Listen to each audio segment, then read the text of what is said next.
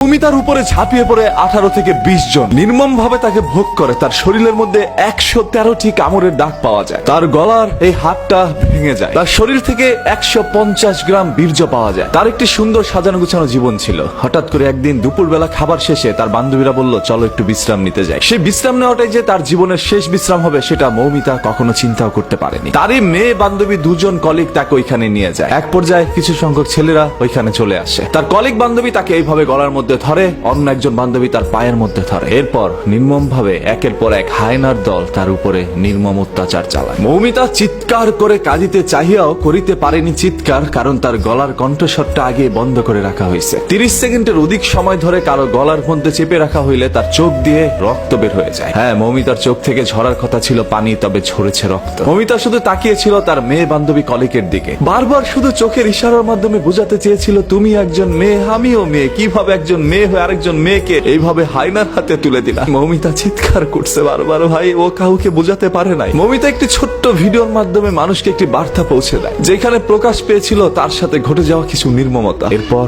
তাকে এই দুনিয়া থেকে সরিয়ে দেওয়া হয়। মৌমিতার সেই ভিডিওর বর্ণনা যদি আপনারা একবার দেখেন, তাহলে আপনাদের চোখ থেকে অশ্রু ঝরে যাবে। আজকে পুরো ভারতবাসী এটা নিয়ে প্রতিবাদ জানাচ্ছে আজকে বাংলাদেশের মানুষও। এবং এই ছবিটি ফেসবুকের মধ্যে ঢুকলেই দেখবেন আপনার সামনে চলে আসছে। হয়তো আপনারা অনেকে পোস্টটা পড়ছেন না, শুধু ছবিটা দেখে ইগনোর করে চলে যাচ্ছেন। হ্যাঁ, কারণ ঘটনা তো আপনার মা বোনের সাথে ঘটে নাই বা আপনার সাথে ঘটে নাই, অন্য কারোর সাথে ঘটলে তো আর আপনার কিছু যায় আসে না। যদি আসলে আপনি একজন মানুষের মনুষ্যত্ব বেঁচে থাকতো, তাহলে অবশ্যই এটা নিয়ে পোস্ট করতেন, শেয়ার করতেন এবং প্রতিবাদ জানাইতেন। গতকাল থেকে অসংখ্য মানুষ এটা পোস্ট করেছে এবং মানুষ আমাকে বলছিল, ভাই এটা নিয়ে একটা ভিডিও বানা। এই সকল বিষয় তো আর মানুষের বলে দিতে হয় না, এমনিতেই চোখ থেকে অশ্রু ছড়ে যায়। এই মৌমিতার জীবনে কি এমন ভুল ছিল ভাই? ও তো সুন্দর করে পর্দাশীল অবস্থায় ঘুরে বেড়াতো। ছবিটার মধ্যে আপনারা দেখতে পাচ্ছেন কি সুন্দর একটি মেয়ে। আজকে এরকম হাজারো মৌমিতা আমাদের দুনিয়া থেকে চলে যাচ্ছে, সেগুলো সোশ্যাল মিডিয়ার মধ্যে ভাইরাল হচ্ছে না। ওই সকল হায়নার দলগুলো এখন পর্যন্ত আমাদের সমাজের মধ্যে বিদ্যমান। এবং আপনার এই মেয়ে বান্ধবী কতটা নিকৃষ্ট হতে পারে, আপনার মেয়ে বান্ধবী একজন মেয়ে হয়ে আপনাকে এইভাবে হায়নাদের হাতে তুলে দিতে পারে, সেটা হয়তোবা কখনো আপনি আমি কেউ চিন্তা করতে পারি না। এটা কখনো আমাদের বোধগম্য নয় যে এরকম কোনো কিছু আমাদের সাথে ঘটতে পারে। তার উপরে কোনো না কোনো বাঙালি ঝাঁপিয়ে পড়েছিল, সেটা এই পারের হোক আর ওপারের হোক। আজকে আমি একজন বাঙালি হিসাবে লজ্জিত।